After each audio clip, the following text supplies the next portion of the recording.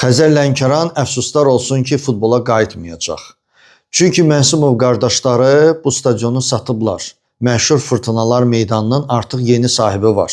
Özdə bu bugün baş verməyib, dünən baş verməyib, bir neçə il bundan qabaq baş verib. Sadəcə olaraq gizli qalırdı. İndi üstü açılıb və stadionun yeni rəhbərliyi ümumiyyətlə futboldan danışmır. İnfrastrukturu bərpa etmək üçün heç bir hərəkət görmür və heç bir iş baş vermir. Onların fikri də bilinmir ki, onlar futbolla məşğul olmaq istəyirlər, yoxsa yerində nəsə tikmək istəyirlər.